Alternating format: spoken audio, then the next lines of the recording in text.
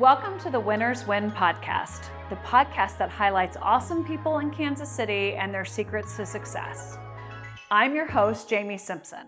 I'm the Chief Operating Officer of NetStandard right here in Kansas City. At NetStandard, we manage technology so that our clients can focus on growing their business. Today, our guest is Kathryn McDaniel. She's the principal and founder of MEDiAHEAD. Well, hi, Kat. Thanks for joining me today. Thanks for having me. It's been a while since we've caught up, so it's good to see you live and in person. Yes. A couple of years because of the pandemic. Yeah, we're usually Zoom friends, I think. So this is good. It's good to see you still are fully intact. Yes, so, way to go. You too.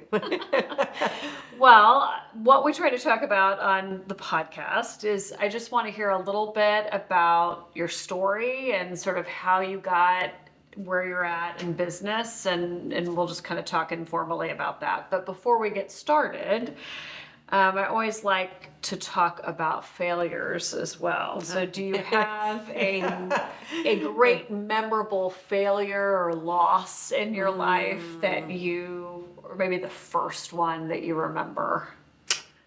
I would say the biggest failure in my life was not paying attention to my ex-partner, my ex-husband, who controlled all the finances and ended up leaving Kansas City with all the money from the company and having to bounce back from that. It took me about 3 years to make everything right. And during that time, keeping the company going with no cash was extremely difficult. I had to have a lot of resilience and grit to get through that. And honestly, sometimes I just had to get up from my desk and leave the office. The stress level was something I'd never experienced before.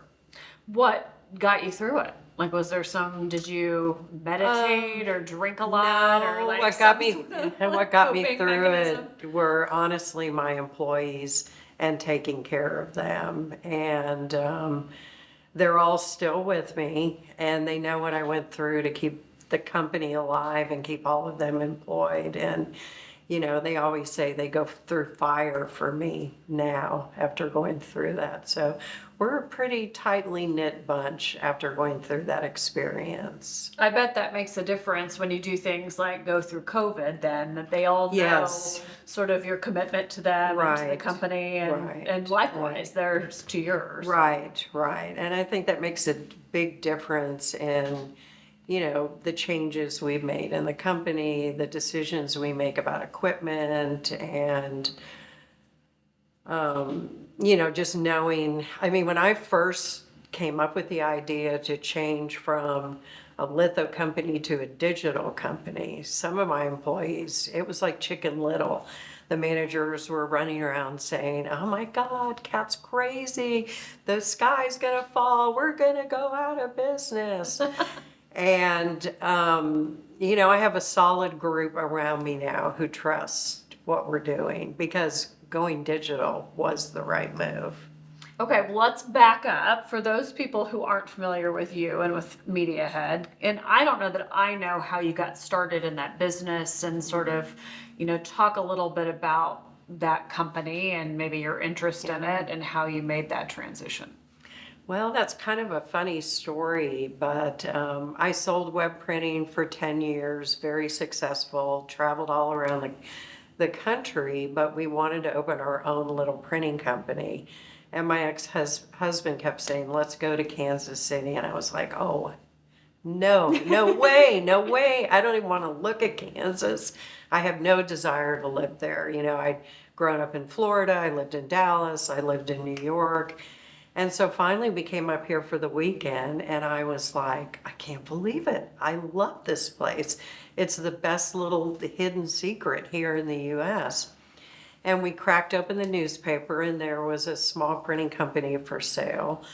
Well, it turned out the owner was going to Leavenworth prison for counterfeiting. Okay. And so he said, you know, the company's for sale. He made us a great deal, but you just got to drop everything and come here in 2 weeks. And so we did. We sold our house. We moved here. We didn't know a single soul. Oh my gosh. And when was that? That was in 1990. Wow. So I had an 11-month-old baby, and I was in a brand new town. I didn't know anybody. And when I first started calling on people, people were like, oh, there's so many printers in Kansas City. And I kept saying, you don't understand, we're different. Because we were fulfilling that gap between, you had all your quick printers, and then you had your large printers like Spangler and Yeah. Baugaller. But there was nobody really in between that was doing high quality, short run work. Which is really all I do now. But at that time it was a new concept. And so we grew our company from that into, a $10 million company that did a lot of litho printing. But maybe it was about 15 years ago, the PIA was saying that half of all the printing companies in the United States were going to be gone in 10 years.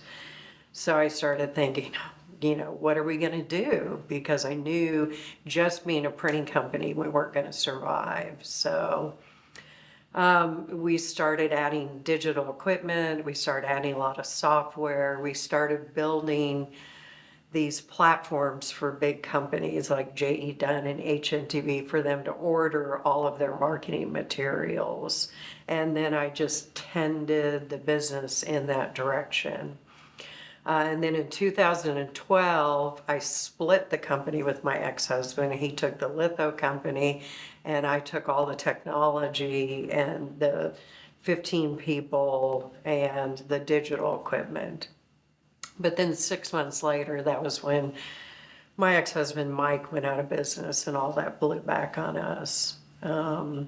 But we've just forged ahead with building these, we call them marketing portals. And it's taken people or large companies a long time to realize that this is something that can really help them with saving time, money, to put a platform like this into the business where people can order everything they need in one place. And over the years, we've also expanded them, to include video and social and promotional items and wearables, so that the employees that are spread out over 80 offices can go to one place for everything they need. That's great. That's great. Now, when you decided to do that, I mean, obviously the market you felt like it was requiring you to shift the business, Yes, right? yes. But were you interested in technology before, or what gave you the idea to leverage a portal in that way for what you were seeing? I mean, is there a point at which that became... Just reading a lot of industry publications and paying attention to what was going on. And it was a new thing, and so was digital printing. But we were on the cutting edge of pretty much everything the whole time we were in business. So it was a hard leap, though. It was like turning a cruise ship, because like I said, a lot of our employees thought it was a really bad idea, that I had completely lost my mind, that no one will ever, take art from a computer or digital printing. And that, but I had my group, and we forged ahead, and they really believed in what we were doing, especially one employee, Bill Mitchell, who is now in charge of building all of the portals in the digital area. I mean, he's just jumped the company ahead 10 years. And honestly, he didn't know anything about the software, but he just jumped in and figured out how to do it. And he's just been an amazing partner the last 15 years. That's great. Were there how did you find that first opportunity? When you were first pitching the idea of portals, did you have a client that wanted it already, or how'd you find that first innovator? That was fairly easy for us, because I had a long relationship with HNTV, and amazingly, they had a portal, but it was just terrible. And the same with J.E. Dunn. They had a portal, but it was just awful. Like an intranet or something that people were Yes, using? they were with big companies like a Staples, and Oh, they yeah. just were not getting, any attention. Things weren't shipping on time. The quality wasn't great. And once we took that over and did a great job, then pretty much word of mouth. Hellsberg was another, our largest client for a very long time. So it was easy with clients, that we already had to convince them to do that. So, but that's really my job, convincing people that they do need a portal. And especially, marketing department, that they're spending all this time doing repetitive tasks like setting business cards, or Joe in the sales department needs some golf balls with the logo on it. It's taking all those repetitive tasks away from people and, putting it somewhere where everyone can access. And that gives the marketing department time to work on what they should be doing, which is marketing the company, not, all the little Ordering tasks. and delivering Right. tchotchke Yes, all over yeah, the country. yeah. So is there the companies you're talking about are pretty large companies. So is there a target? Like when you're going to market, is there a certain size, or are you looking for places with lots of locations that make ideal targets for you? It can be a company that has a lot of employees in one location, but a lot of salespeople out in the field. Certainly companies with multiple locations, that is a huge problem for them distributing. And during the pandemic, we started working with Hawaiian Bros. That's our first restaurant, and they grew from 5 to, I think it's 36 restaurants now, and they've got another 14 opening this year. So that was a real blessing during the pandemic too. And during that pitch, we walked in, we knew that they had been looking for someone for quite a while. And we walked into the pitch, we showed them all our, portals that we have. They said that the other companies they felt like would be practicing on them. And the president of the agency, 30 minutes into the presentation, stood up and said, "Write them a PO," and walked out of the room. So. That's great. Yeah. Talk about a win, right? Yeah. I kind of remember you sharing that story. We must have been on a networking call or something like that. And I remember you talking about that. So literally every time I go into Hawaiian Brothers, I always think of you. Yeah, I always thank you. I do. I see the little T-shirts. I'm like, oh, that's good. Cat's doing that. But that's fun. It's fun to have something. I think I'm envious of the tangible nature of what you do. You have you produce something that touches and feels like something. Right. And in the service industry, we don't always have that. You don't walk out going, "Wow, that was a really good help desk today. I'm really feeling it." But you can see your stuff walking around and see people talking about it. That's really fun. Yeah. And we've worked on a lot of really cool projects over the years, and I remember one in particular that we did for VML that was a book for Kashi, and had a wooden cover. It had the Japanese sewing on the spine. All the paper in there was made with different seeds that Kashi uses in their cereals. It had all kinds of things in there, like the back cover punched out to be a trowel, and all the inserts. I think it was the most incredible project I've worked on in 30 years. That's amazing. Still one of my favorites. But we get to do a lot of cool, especially now that we're known for high quality small projects. We get to do a lot of really cool things that a lot of people say, "Oh, I don't want to do that. I want to do 20,000 32-page catalogs." Now, and that's a whole other story. The question is why. That's right. Like, does anybody need that? Is that No, thing? no. Yeah.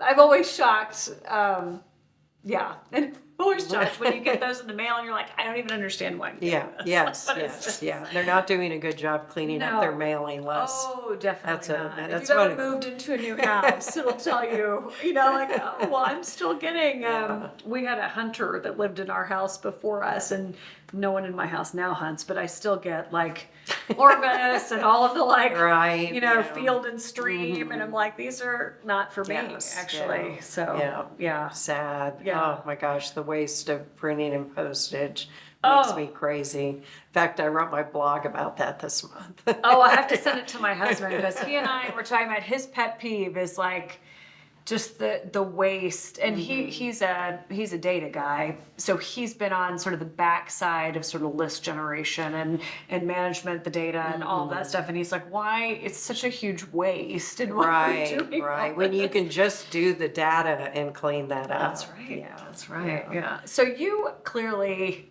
and I know you love art and you're interested, I mean, you're clearly very creative. Is that what drove you into printing in the first place? Or do you think, you know, which came first? Like your creative bent for what you do, or, you know, what do you? Yeah, you know, it's fun. I've always been creative. You know, I still paint. I love art. I'm a huge collector.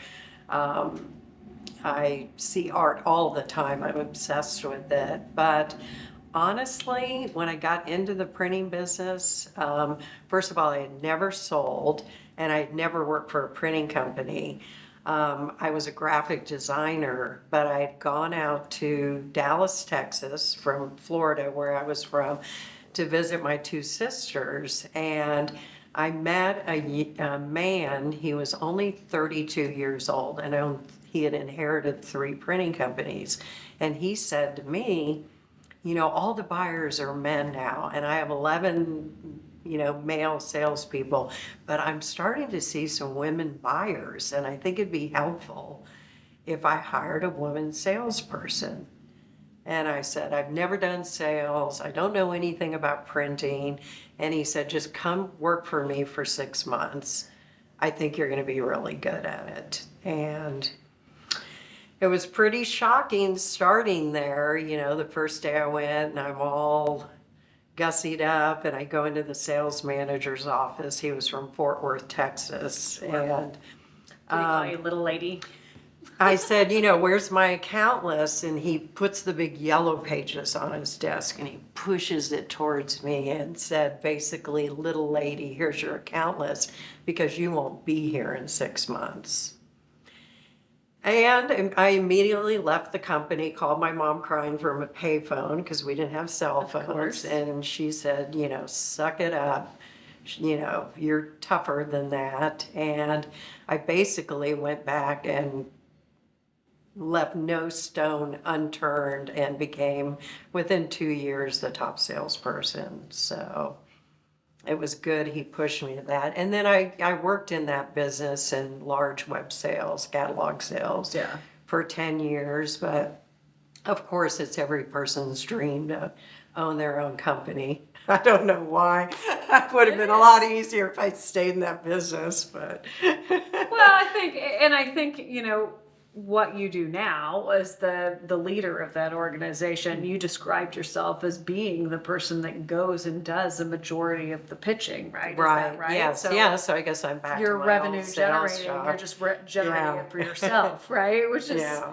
is different. But I think that's a huge part of running a business, you Yeah. know, is being able to convey your own message and Right. be comfortable. So probably your hustle from early on, you know, is part of what made you successful now. You know, Yes. because you Yeah. got comfortable doing that. Mm-hmm. Do you think you were naturally competitive and that's what made you want to succeed, or was it more of proving him wrong, or what was the internal motivator there? Well, I think too, I'm one of 4 girls that were born in 6 years. So you had to be damn competitive in my house to bathroom to time, survive. You had to get the bathroom first in the morning. And the other thing too, yeah, I think I was very competitive because when I landed on the sales floor, none of those 11 guys talked to me, asked me to go out to lunch. hey, how you doing? Do you need any help? So, whenever there was an opportunity to travel, I raised my hand, and the rest of them, oh, I don't want to go to El Paso, but I was like, I'll go. So. That's great. That's great. It's funny, I think, wow, we've come a long way from the days when you were the only woman in the office. But then you talk about, it's amazing how much some of that still rears its head. And I was just having a conversation with a friend yesterday about our girls. My teenagers, and her daughter's in college, and her daughter just quit her job all of a sudden, and we were like, what's going on? And it was because she was getting harassed by somebody in the office. And so of course she's like, well, hold on a minute. Yeah. we can maybe adjust this, but it's something that you were probably more on your guard about that because it was so blatant and obvious, yes, as and opposed to all our males. girls who've been growing up thinking they can do whatever they want, and then the first time they encounter it, they go, oh, what do you mean? What just happened? My daughter and I have talked about that. I mean, she wouldn't tolerate for an instant some of the things that I went through. And even still, it's funny, Bill and I will go to a show and we're looking at a $500,000 piece of equipment.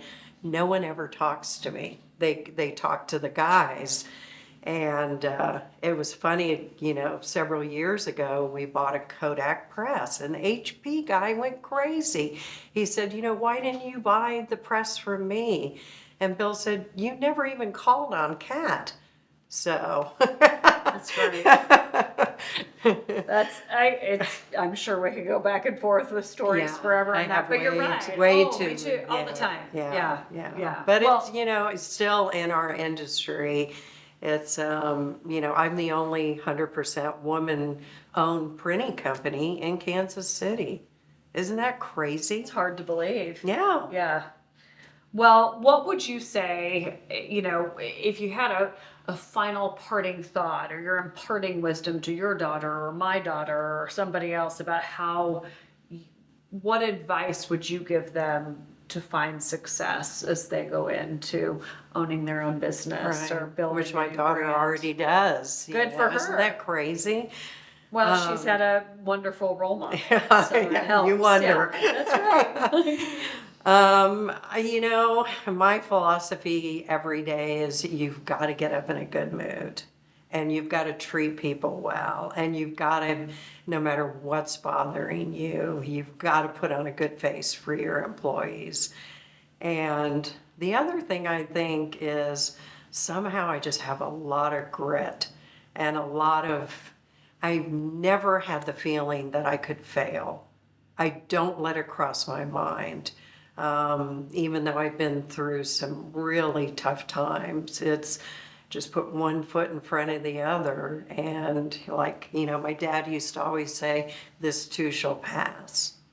And he started me working at a very young age and, really gave me a good work ethic too. I think sometimes that's missing in some of my younger employees. So, and not in my older employees because that's the way they were brought up. Yeah, I do think that's changed. I think that sometimes, not for everybody, but I do think, I think kids are programmed so much now that they don't necessarily have, the work experience at an early age that.